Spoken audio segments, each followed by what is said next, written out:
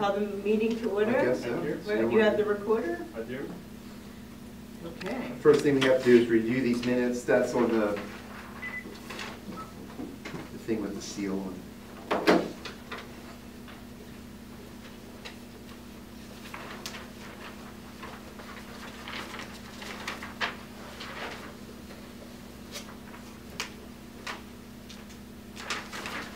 All in favor of accepting the minutes? Aye. Aye.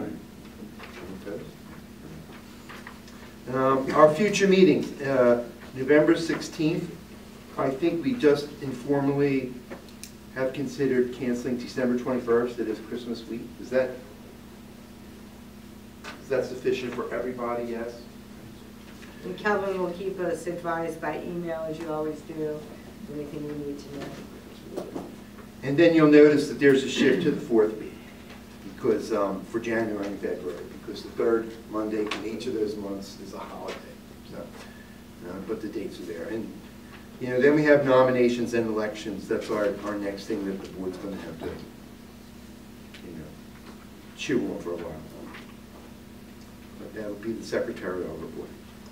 Thank you.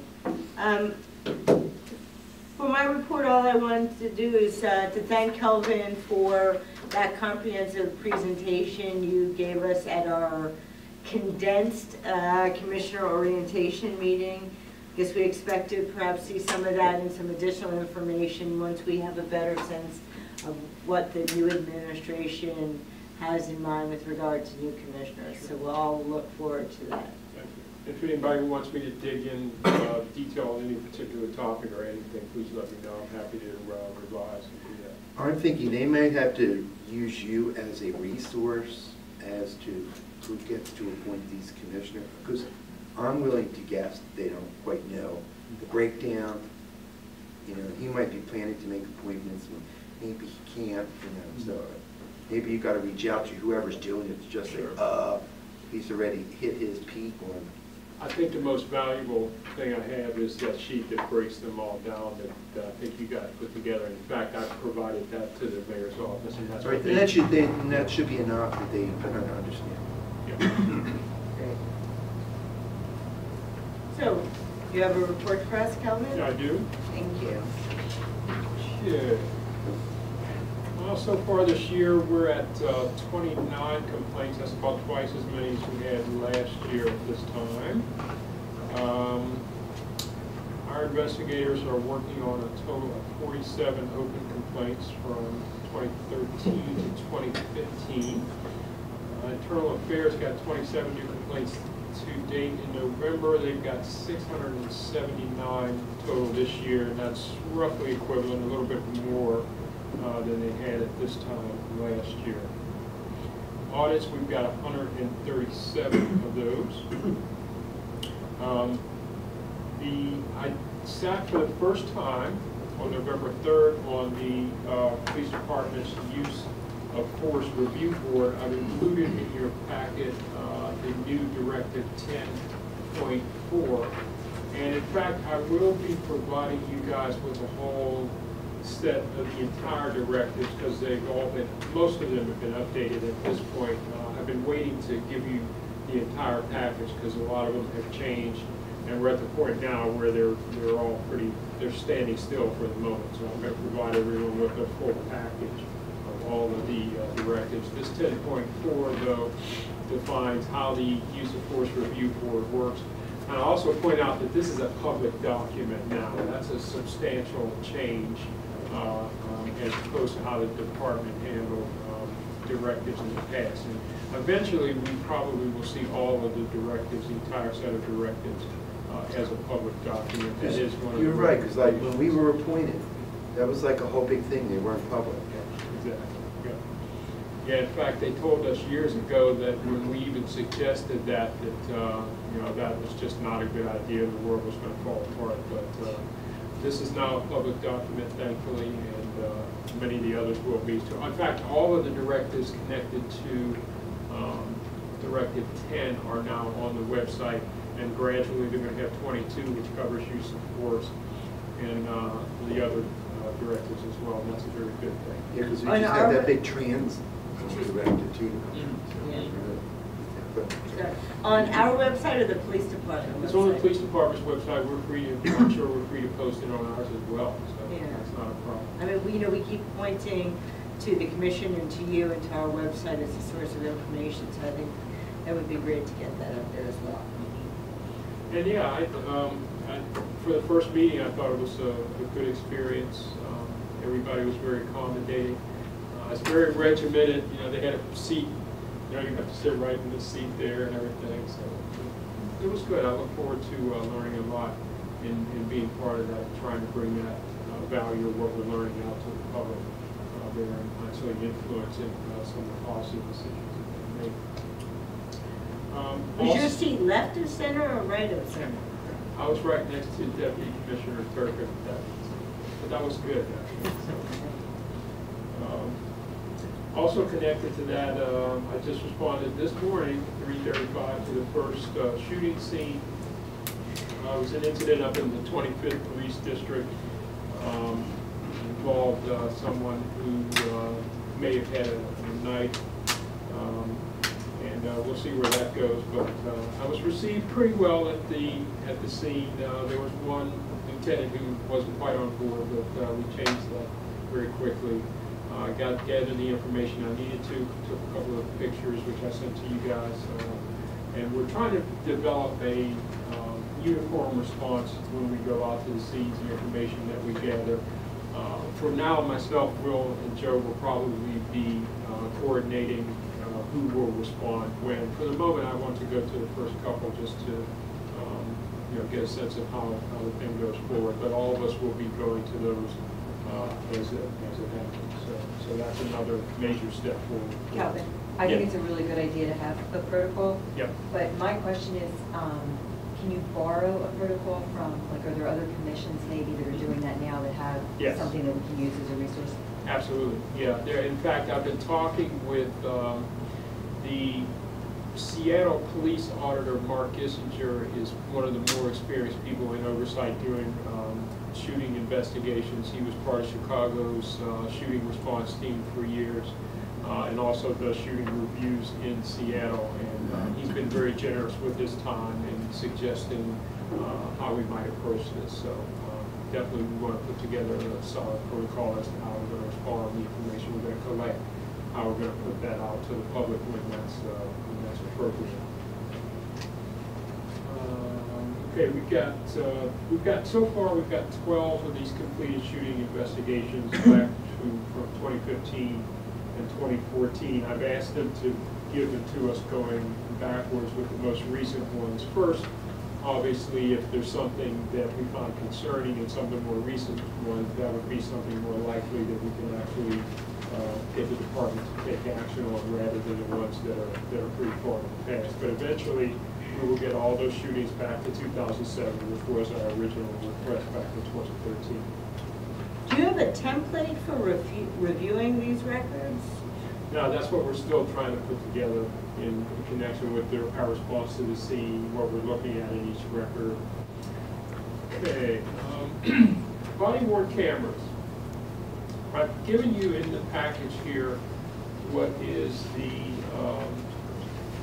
number of civil rights groups from around the country have gotten together and developed what you see on page 2, which is the principles that you want to take a look at in terms of rolling out cameras in your community. Number one, of course, is to develop those policies in public.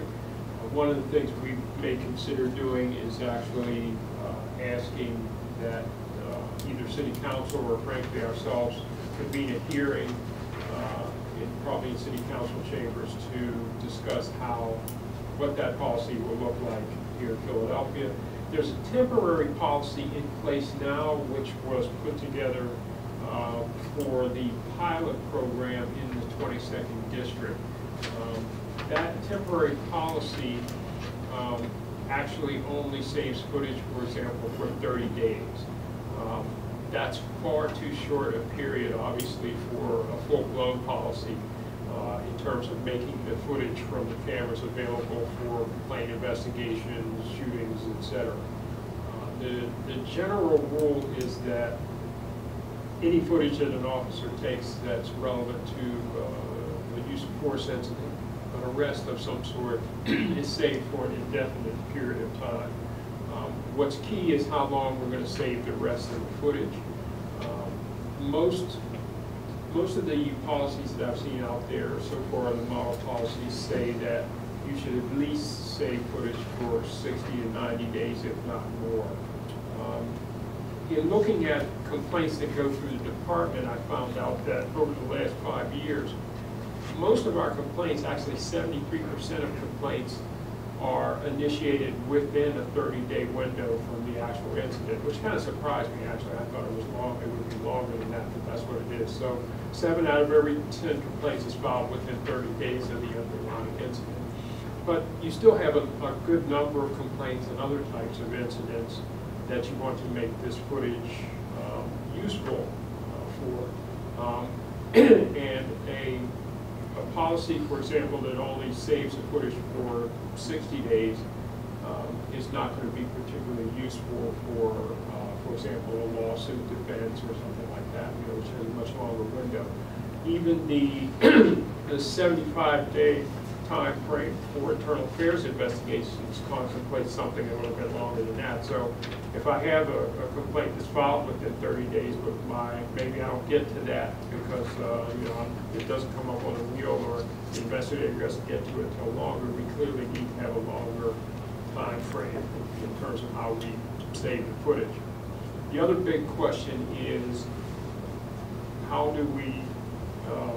when do we allow officers to view the footage that comes from the camera? We've heard a lot of comments from Commissioner Ramsey and also Commissioner Bratton in New York about, well, we don't want to play gotcha with the officers. We're going to simply let them view the footage to offer their report.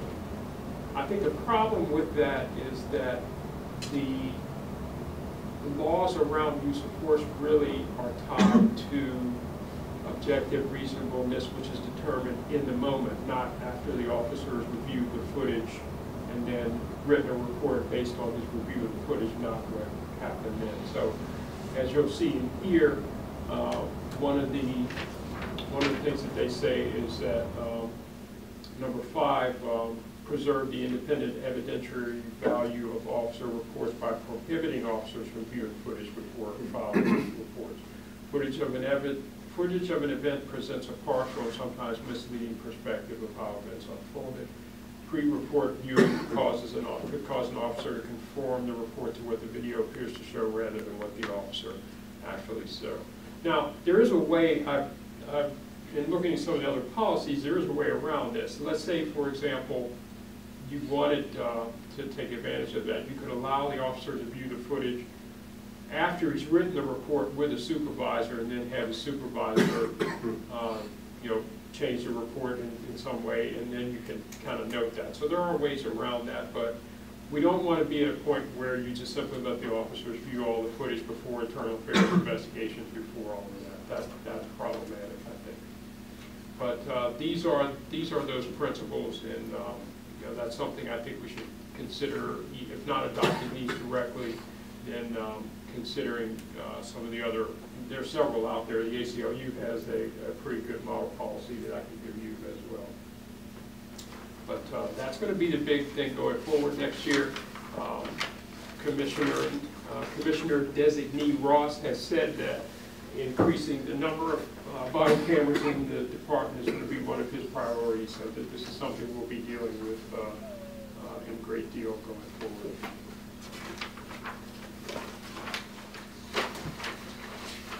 Back on page 5 there, you see, I'm just giving you a brief update on House Bill 1583. We talked about that a little bit earlier. This is the bill that would prohibit the release of officers' names who were tied to shootings within 72 hours, except, of course, if there was some type of criminal charge against them, which is exceedingly rare, if at all. So those are the House committee votes on this issue. I suppose we could presume that Governor Wolf is likely to veto this. He's not expressed an opinion one way or another on this. This is something I've been talking with my counterpart in Pittsburgh about, and the two of us are actually trying to draft some sort of statement that both of our bodies could get together, perhaps get other support on to support this effort by the commissioner to allow this type of transparency to go forward. We've also got the interest of the state ACLU, which actually issued a press release, condemning this bill. So that's something that I'm going to put on you guys' plate at some point very soon. Meetings this month, October 27th, I did the data and civil rights thing at the museum in Washington, D.C. That was a very good event. Lots of folks talking about that intersection between all of the massive amounts of data that we're now trying to process and make sense of to impact what we're doing. December 4th, I'm also an invited speaker at NACOL's holding a conference at the University of DC Law School, where I'm going to talk about some of the things I learned at the Data Civil Rights Conference and what we've been trying to do here, talking about how that can be relevant for other police oversight agencies. Also along those lines, last month I met with the pastor of the Sweet Union Baptist Church in the 19th District. I was showing him some of our mapping stuff around not only police complaints, but looking at crimes and different incidents in the 19th District. And he wants us to come out and kind of demo that in front of one of the 19th District meetings there. So I'm looking forward to that opportunity. Joe, of course, continues to do the monthly rights and responsibilities workshops over here with the folks at RISE. That's become a very useful way to communicate some of the things we're talking about to a population that, as we all know, has a much more likely chance to get into some incident with officers. He's been very well received there. I'm very proud of him for doing that. And I'm going to send our good friend Will Michael down to Policing in America, sponsored by the Cato Institute in D.C. on December 1st. And that is our report for this month. Wow, a libertarian, conservative group, Cato Institute. Yeah, Cato is interesting. Cato, as we begin to see all these Republicans and Dems kind of coming around to, some similar viewpoints on criminal justice issue, prison population, things like that. Cato has really emerged as a pretty interesting player. They put together a national police misconduct giant database that combines a whole bunch of different things. It's actually pretty good. So seeing them sponsor this type of conference is interesting. This is not something they would have done in the past, but these are slightly different times, and everybody is seeking solutions in the criminal justice arena. So I think this is a reflection of that.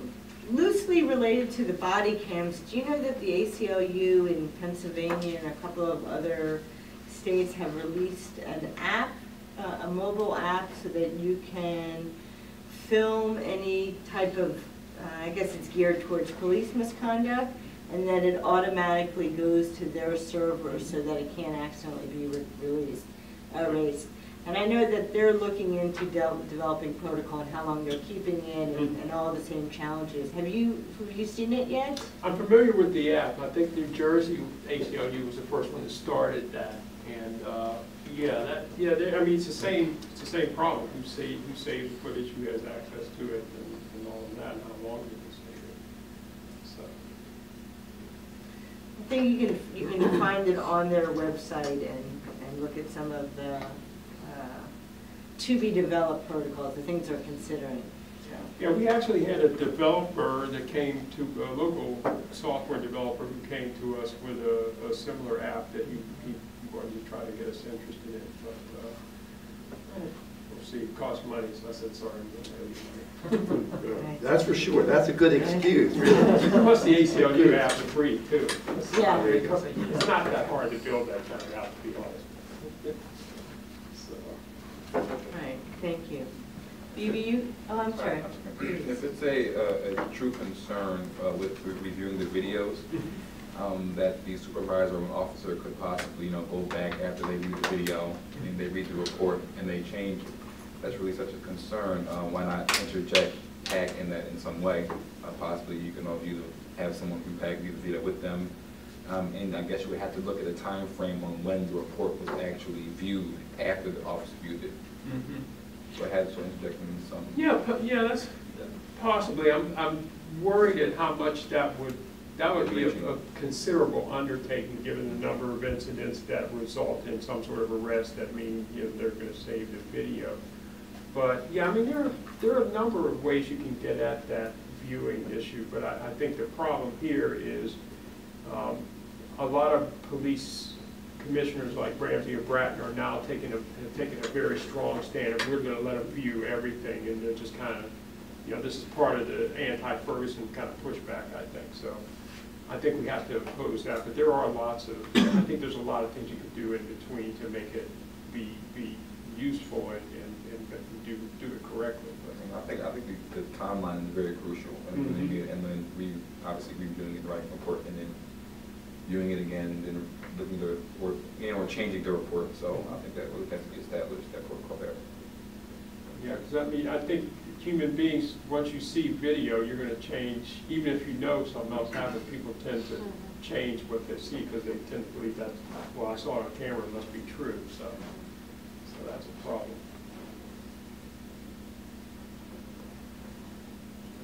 Other questions for Kelvin? Just a brief, did you update it all on the arbitration decisions? Not yet, no. Do you want to do that, and I'll jump, you want me to? Go ahead, go for it. So Calvin had requested arbitration decisions. It was prompted by the recent arbitrations involving the police, who were ultimately not dismissed because they were acquitted in the drug prosecutions. And it was our understanding that we could receive those pursuant to a Commonwealth Court decision that had originated a few years back. The City Solicitor's Office took the position that we can receive the arbitration awards, but certain things will be redacted consistent with this Commonwealth Court decision. So we met with Cara Lubini, who is the Deputy of Labor and Employment in the City Solicitor's Office, and she's to get back to us. So essentially, the City Solicitor has no objection to our seeing the arbitration awards. They do have an interest in our not releasing certain identifying criteria, children's names, schools where the kids might attend, things that would be considered private, and we have no problem. In a way, it's similar to our request for all of the records from the police department, which they're giving us, and then we're agreeing to certain, privacy concerns. So there will probably be a similar protocol put in place. I called Cara again this morning because Kelvin and I had met with her some time ago. We have not heard back yet. We did not get a call back before the meeting, but I'm going to keep bugging her so that we can get a similar protocol in place, and then we will at least have those documents to review as well. Yeah, I mean, our concern too is the redactions I've seen so far seem to be a bit heavy-handed. They seem to be actually blanking out most of the decisions that would allow you to determine what the heck happened. It's a little bit more than a kid's name in a school. Yeah, right. like and a block like this kid. Right. That's not consistent with the spirit of the decision. No, but we'll see. Actually, let me ask another question. And I, forgive me, I forget the name of the family that the mother came here. Cosby. Yes, thank you. What's the latest on that? Well, there are a couple of newspaper reporters who are interested in the situation. And they found that unrelated to us. Yeah, somehow. So actually was interviewed by Channel 6 last week about this, as was Mrs. Cosby. I don't think the story has not aired yet. Probably will not, given everything else that's going on with Paris right now. And at this point, I think we're trying to figure out what our next steps are going to be in terms of who we want to interview or what our discussions are with the district attorney's offices, what we found so far. So that's kind of where we are at the moment. We've initiated contact to see if there's any interest in the district attorney's office in reopening the investigation. If there is, we might hold off a little and see where their investigation is going. If there is not, then it seems to me we can subpoena witnesses and bring them in and start to question. Because the police department's been pretty clear, even though they seem to be interested in revisiting it, then they were less interested. Yeah, I think, again, their conclusion is simply that there's no change in who did it, essentially, and that's kind of their limited question. And they're not interested too much in the other questions that we've raised around this. Thank you. Anything else? That's it. No new business? No public comment? It's amazing how when we start the meeting at 4, we, get right through it. Well, thank you all. I guess we will see you in January 25th unless... Oh, no, November, oh, yeah, that does. It is November 16th. Unless something else happens. January 25th. Thank you. When nominations will be due, so you and I will work on that and figure out what we do